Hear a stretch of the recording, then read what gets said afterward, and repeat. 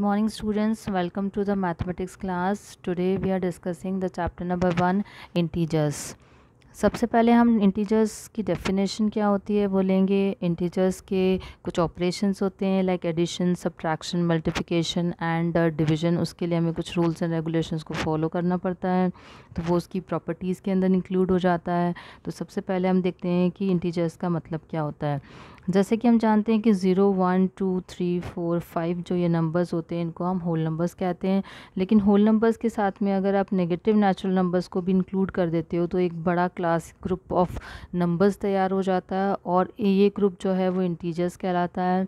इसमें आप इधर वाले जो नंबर्स हैं इनको पॉजिटिव इंटीजर्स मानते हो और इधर वाले जो नंबर्स होते हैं वो नेगेटिव इंटीजर्स होते हैं. लेकिन सबसे इंपॉर्टेंट चीज़ जो ज़ीरो है ना वो पॉजिटिव है ना ही वो नेगेटिव होता है. कुछ कंडीशंस में हमें इंटीजर्स की एब्सोल्यूट वैल्यू भी निकालनी पड़ती है. जैसे सपोज़ हमारे पास में 2 है और 2 की अगर हम एब्सोल्यूट वैल्यू निकालने चाहते हैं तो हमें क्या करना पड़ता है, क्योंकि ये पॉजिटिव इंटीजर है आपको इसको दो वर्टिकल लाइंस में इंक्लूड करना होता है. And finally you have to write the only the numerical value. लेकिन अगर हम -2 की एब्सोल्यूट वैल्यू निकाल रहे हैं तो उस कंडीशन में भी आपको आंसर जो है वो 2 ही आता है. यानी कि एब्सोल्यूट वैल्यू के अंदर सिर्फ हम न्यूमेरिकल वैल्यूज़ को लिखते हैं, ना हम प्लस लिखते हैं ना ही हम माइनस लिखते हैं. अब क्योंकि हमारे पास में ये आइडिया है कि इंटीजर्स क्या होते हैं तो हम अपनी जो एक्सरसाइज नंबर 1 है उसको स्टार्ट करते हैं. उसमें जो फर्स्ट क्वेश्चन आपको दे रखा है उसके अंदर हमें इंटीजर्स को असेंडिंग ऑर्डर में अरेंज करना है. असेंडिंग ऑर्डर में अरेंज करने से पहले हम लोग क्या करते हैं कि एक बार एक नंबर लाइन बनाकर हम इस क्वेश्चन को सॉल्व करने की कोशिश करते हैं, क्योंकि इंटीजर्स के अंदर जो होता है कि हमारे लिए नंबर लाइन काफ़ी हेल्पफुल होती है. जो हमारा क्वेश्चन अब हमारे पास जो है एक्सरसाइज फर्स्ट ए है और हम लोग क्या कर रहे हैं क्वेश्चन नंबर 1 जो है वो डिस्कस कर रहे हैं. इसके अंदर जो एक क्वेश्चन है उसके अंदर हमें कुछ नंबर्स दे रखे हैं और हमें क्या करना है इसको असेंडिंग ऑर्डर में अरेंज करना है. जब आप नंबर्स को असेंडिंग ऑर्डर में अरेंज करते हो यानी कि सबसे पहले आप छोटे नंबर को लिखोगे. तो अगर हमने एक नंबर लाइन बनाई है इसके अंदर हम जैसे पॉजिटिव इंटीजर्स लिख रहे हैं और हम क्या कर रहे हैं नेगेटिव इंटीजर्स को लिख रहे हैं. तो हमें ये ध्यान रखना है कि जब हम इस तरफ मूव करते हैं, मतलब 0 से अगर राइट हैंड साइड में जाओगे तो इंटीजर्स की वैल्यू जो है वो बढ़ती जाती है, लेकिन 0 से अगर आप लेफ्ट हैंड साइड की तरफ जाओगे तो वैल्यूज़ ये कम होती जाती है. तो उसके अकॉर्डिंग जो सबसे छोटा नंबर क्या होगा वो हमारा -9 होगा, उससे बड़ा हमारा -7 होगा, उससे बड़ा हमारा 5 होगा, उससे बड़ा हमारा 0 होगा, उससे बड़ा हमारा 5 होगा एंड सबसे बड़ा कौन सा है हमारा 12. तो हमने नंबर लाइंस से हमें क्लियर हो गया कि किस तरीके से हम असेंडिंग ऑर्डर में अपने इंटीजर्स को इंक्लूड कर सकते हैं. उसके बाद जब हमारे पास नेक्स्ट क्वेश्चन आ रहा है क्वेश्चन नंबर 2, इसके अंदर हमें एक रेंज दे रखी है कि आपको -5 एंड 4 के बीच में जितने भी इंटीजर्स लाई करते हैं उनको राइट डाउन करना है. तो ये भी जब हम क्वेश्चन सॉल्व करेंगे तो हम लोग क्या करेंगे कि वापस नंबर लाइन की हेल्प ले लेंगे. जैसे अगर हम इस नंबर लाइन को आप आगे की तरफ एक्सटेंड कर देते हो तो आप समझ सकते हो कि -5 से लेकर आपको 4 तक जाना है. तो हमारे पास में जो इसमें रेंज है -5, -4, -3, -2, -1, 0, 1, 2, 3 and 4. These are integers which are lying in between -5 and 4. और हमारे पास में जो नेक्स्ट टाइप का क्वेश्चन आ रहा है उसमें हमें क्या करना पड़ रहा है कि 2 हमें पेयर दे रखा है इंटीजर्स का, ठीक है, और उसके अंदर हमें जो बड़ा वाला है उसको सर्कल करना है, क्योंकि बेसिकली ये पॉजिटिव है तो डेफिनेटली ये बड़ा होगा. इसके साथ साथ में इसका सक्सेसर भी लिखना है. सक्सेसर का मतलब होता है इससे जस्ट बाद वाला नंबर, क्योंकि हम जानते हैं कि 15 के बाद वाला दूसरा नंबर कौन सा होता है 16. लेकिन कुछ जो इसके नेक्स्ट क्वेश्चन है उसके अंदर हमें क्या कर रखा है कि पेयर ऑफ इंटीजर्स दे रखा है, लेकिन वहाँ पर हमें प्रीडिसेसर पूछा गया है. तो जब भी आपको प्रीडिसेसर पूछा जाता है तो यानी कि आपको जस्ट पहले वाला नंबर लिखना है. सक्सेसर में हम जस्ट बाद वाला नंबर लिखते हैं और प्रीडिसेसर में हम क्या करते हैं जस्ट पहले वाला नंबर लिखते हैं. इसके लिए हमने क्वेश्चन नंबर 5 का ए लिया है. इसके अंदर जो है हमारे पास -4 एंड -7, ठीक है. तो हमारे पास दोनों नेगेटिव इंटीजर्स हैं. हम जानते हैं कि जितना बड़ा नंबर होगा लेकिन वो नेगेटिव है इसलिए वो उतना ही छोटा होगा. हमें इसको स्मॉलर नंबर को सर्कल करना था. और आप नंबर लाइन की हेल्प से अगर आप इस तरफ जा रहे हो तो आपको पता चलेगा कि जो -7 से जो पहले वाला नंबर है वो क्या होगा, जो उसका प्रीडिसेसर है. -7 का जो प्रीडिसेसर है वो क्या होगा -8, मतलब -7 से जस्ट पहले वाला नंबर. ओके तो जैसे हमारा क्वेश्चन नंबर 8 है वो एब्सोल्यूट वैल्यू पे बेस्ड है। एब्सोल्यूट वैल्यू के लिए हम लोग क्या करते हैं कि जो भी पॉजिटिव या नेगेटिव नंबर होता है उसको हम वर्टिकल लाइंस में इनक्लोज कर लेते हैं और प्लस और माइनस साइन को इंक्लूड नहीं करते हैं। ये हम ऑलरेडी डिस्कस कर चुके थे। अब हमारा जो नेक्स्ट टाइप ऑफ क्वेश्चंस आ रहा है उसके अंदर हम क्या कर रहे हैं कि इंटीजर्स को ऐड कर रहे हैं। इंटीजर्स को ऐड करने के लिए आपके पास में दो मेथड होते हैं। फर्स्ट जो मेथड होता है उसमें हम लोग क्या करते हैं, नंबर लाइंस का इस्तेमाल करते हैं। तो पहले हम डिस्कस करते हैं कि हमारा जो क्वेश्चन नंबर 9 है उसके अंदर हमें दो इंटीजर्स को ऐड करना है और यहाँ पर स्पेशली मेंशन किया गया है कि आपको इसको ऐड करने के लिए नंबर लाइन की हेल्प लेनी है। तो हम सबसे पहले नंबर लाइन ड्रॉ कर लेंगे। ये हमारा 0 है, ये 1 है, ये 2 है, ये 3 है, ये 4 है। इसी तरीके से यहाँ पर हमारे नेगेटिव इंटीजर्स आ जाते हैं, तो आप यहाँ पर नेगेटिव इंटीजर्स लिख देंगे। अब आपके पास में जो फर्स्ट नंबर है -2 है, तो सबसे पहले आपको ये -2 पे स्टैंड करना है। और क्योंकि ये आपका पॉजिटिव इंटीजर है तो आप क्या करोगे, 4 है तो आपको क्या करना है कि राइट डायरेक्शन में आपको 4 स्टेप्स लेने हैं। और जब आप 4 स्टेप्स लेते हो तो कहाँ पे पहुँचते हैं, वो +2 पे, यानी कि +2 is the our required answers. लेकिन अगर हम नेक्स्ट क्वेश्चन की बात करते हैं, नेक्स्ट क्वेश्चन में हमें क्या कर रखा है, जैसे सी का अगर हम ले रहे हैं तो उसके अंदर हमें 2 और -4 को ऐड करना है। तो 2 और -4 को अगर हमें ऐड करना है तो वापस आपको क्या करना पड़ेगा, नंबर लाइन ड्रॉ करनी पड़ेगी, ठीक है। या -1 या -2 या -3 और यहाँ पे -4 आ जाएगा। तो आप सबसे पहले क्या करोगे, 2 पे आप स्टैंड करोगे।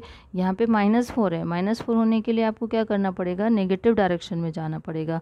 लेकिन हमारे पास स्टेप्स कितने होंगे, वापस आपके 4 हैं, तो आपको यहाँ पे 4 स्टेप्स लेना पड़ेगा। तो हमारा फाइनल आंसर कितना आ जाएगा, -2। लेकिन जब हमारे पास स्मॉलर नंबर्स होते हैं तो हम नंबर लाइन से आसानी से उनको क्या कर सकते हैं, ऐड कर सकते हैं। लेकिन जब आपके पास में बिगर नंबर होंगे तब आप नंबर लाइन को यूज़ नहीं कर सकते हो। तब हमारे पास एडिशन के लिए कुछ रूल्स एंड रेगुलेशंस होते हैं, और इस रूल्स एंड रेगुलेशंस को डिस्कस करने के लिए हम क्वेश्चन नंबर 10 को ले रहे हैं। क्वेश्चन नंबर 10 के अंदर जो इसका फर्स्ट पार्ट आपको दे रखा है उसके अंदर आपको 23 एंड 56 को ऐड करना है। क्योंकि 23 और 56 दोनों ही आपके पॉजिटिव इंटीजर्स हैं, तो इसलिए आपको सिंपली जो नॉर्मल एडिशन होता है उसको करोगे तो आपको आंसर जो है 79 आ जाएगा। लेकिन अगर हम इसके बी पार्ट में जाते हैं तो हमारे पास -23 एंड 50 है। तो यहाँ पर हमारा एक पॉजिटिव इंटीजर है और एक नेगेटिव इंटीजर है। तब उसमें हमें क्या करना पड़ता है कि एक पॉजिटिव और नेगेटिव इंटीजर होता है तो हम इन दोनों का डिफरेंस लेते हैं। 50 और में से 23 माइनस करेंगे तो हमारे पास में कितना आएगा, 27। लेकिन ये जो बड़ा नंबर है इसके आगे प्लस का साइन है तो हमारा आंसर भी किस में आएगा, प्लस में आएगा। एक हम और एक क्वेश्चन ले लेते हैं। जो हमारा सी क्वेश्चन है उसमें 97 और -24 है, यानी कि दो नेगेटिव इंटीजर्स को किस तरीके से ऐड किया जाता है। जब दो नेगेटिव इंटीजर्स को ऐड करते हैं तो आपको उसको ब्रैकेट के अंदर इंक्लूड करेंगे। एंड इम्पॉर्टेंट चीज़ है कि आपको उसकी पहले एब्सोल्यूट वैल्यू को ऐड करना पड़ता है, फिर इसका आंसर लिखना पड़ता है, लेकिन इसके आगे माइनस का साइन लगाओगे क्योंकि ये दोनों क्या है, नेगेटिव इंटीजर्स हैं। अगर हम इसके बाद में नेक्स्ट टाइप के पैटर्न को एक क्वेश्चन और ले रहे हैं कि जब हमारे पास में जो क्वेश्चन होता है जिसमें हमें सम फाइंड करना है, लेकिन यहाँ पे सम फाइंड करने के लिए उन्होंने हमें इस तरीके से क्वेश्चन को दे रखा है, ठीक है। हम जब हमारे यहाँ पर हम दो नंबर्स को प्लस कर रहे थे, यहाँ पर भी हमें सम फाइंड करना है, लेकिन यहाँ पर हमारे पास 3 इंटीजर्स हैं। तो 3 इंटीजर्स के लिए हम क्या करते हैं, इसका पेयर कर लेते हैं। ये माइनस है, ये नेगेटिव और ये पॉजिटिव है, तो इसका आंसर किस में आ जाएगा, -1। और उसके बाद ये किस में है, -5 है। तो हमारा हम जानते हैं कि जब दो नेगेटिव इंटीजर्स होते हैं तो वो प्लस हो जाते हैं, यानी कि हमारा आंसर किस में आएगा, माइनस के अंदर आएगा। लेकिन जब हम सब्ट्रैक्शन करते हैं तो थोड़ा सा हमारा आउटलुक क्या हो जाता है, चेंज हो जाता है। सब्ट्रैक्शन करते वक्त थोड़ा सा आपको केयरफुल रहना पड़ता है। तो हमारा जो नेक्स्ट क्वेश्चन है वो सब्ट्रैक्शन पे बेस्ड है। सब्ट्रैक्शन पे आपको क्या करना पड़ेगा कि क्वेश्चन नंबर जो हमने 13 लिया है उसके अंदर आप क्या करोगे कि इसमें इन्होंने लिखा है कि -7 फ्रॉम -8। तो आपको ये ध्यान रखना है कि सबसे पहले आप -8 को लिखोगे। -8 में से आपको किसको सब्ट्रैक्ट करना है, -7 को। यहाँ पे सब्ट्रैक्शन है इसलिए हमने माइनस का साइन लगाया। अब नेक्स्ट स्टेप में हम क्या करते हैं, जो -8 होता है उसको एज इट इज़ लिखते हैं, लेकिन ये माइनस के साइन को रिप्लेस करके प्लस कर देंगे। साथ में अगर ये नेगेटिव इंटीजर है तो इसको पॉजिटिव बना दिया जाता है। अब क्योंकि ये एडिशन में कन्वर्ट हो गया, तो जो नॉर्मल हमारे एडिशन के रूल्स होते हैं कि आपको एक पॉजिटिव और एक नेगेटिव है, तो इन दोनों का डिफरेंस लेना पड़ेगा। इन दोनों का डिफरेंस कितना है? 1। लेकिन बड़ा वाला साइन जो है कौन सा है? माइनस का। तो इसका आंसर भी हमारा किस में आएगा? -1 में आएगा। तो हमारे साथ इसके साथ साथ में हमारी जो एक्सरसाइज फर्स्ट है उसके अंदर हमें कुछ वर्ड प्रॉब्लम्स भी दे रखी है। अब हम इसके एंड में, जैसे हमारा ये जो हमारा फर्स्ट एक्सरसाइज कंप्लीट हो गई है, इससे पहले हम क्या कर रहे हैं कि हम कुछ प्रॉपर्टी डिस्कस कर लेते हैं कि जब हम नंबर्स को ऐड करते हैं, इंटीजर्स को जब ऐड करते हैं तो क्या प्रॉपर्टीज़ हमें फॉलो करनी पड़ती है। क्योंकि जो नेक्स्ट आपका टॉपिक है वो प्रॉपर्टीज़ ऑफ, जो हमारा नेक्स्ट वीडियो बनेगा उसके अंदर हम एडिशन की प्रॉपर्टीज़ के बेस पे ही क्वेश्चंस को डिस्कस करने वाले हैं। तो जो हमारी सब फर्स्ट प्रॉपर्टी होती है इसको हम क्या बोलते हैं? Closure property. और जो ये क्लोजर प्रॉपर्टी है ये सबके लिए आपको पता होनी चाहिए, चाहे वो एडिशन हो, चाहे वो सब्ट्रैक्शन हो, चाहे वो मल्टीप्लिकेशन या डिवीजन हो। क्लोजर प्रॉपर्टी ये कहता है कि जब हम दो इंटीजर को प्लस करते हैं तो जो हमारा आंसर होता है वो भी एक इंटीजर होगा। ठीक है। उसके बाद में हमारे पास नेक्स्ट जो प्रॉपर्टी आती है उसको हम क्या बोलते हैं? क्यूमुटेटिव प्रॉपर्टी। क्यूमुटेटिव का मतलब होता है कि अगर आपने ए और बी नंबर को प्लस किया है तो उसका आंसर वही होगा जो बी और ए को प्लस करने से आता है। यानी कि अगर हम नंबर्स का ऑर्डर चेंज कर देते हैं तो भी हमारा आंसर जो है वो नहीं चेंज होता है। उसके बाद हमारी ये फर्स्ट प्रॉपर्टी थी, दिस इज सेकेंड प्रॉपर्टी। अब हमें थर्ड प्रॉपर्टी लेनी है जिसको हम एसोसिएटिव प्रॉपर्टी कहते हैं। और एसोसिएटिव प्रॉपर्टी में हमारे पास में 3 इंटीजर्स आ जाते हैं। 3 इंटीजर्स ये कहते हैं कि अगर हम ए और बी को ऐड करके अगर फिर सी में ऐड करते हैं तो हमारा आंसर उतना ही आएगा, अगर हम बी और सी को ऐड करके फिर उसको ए के अंदर ऐड करें तो। उसके बाद जो लास्ट प्रॉपर्टी है वो आपकी एडिटिव आइडेंटिटी है।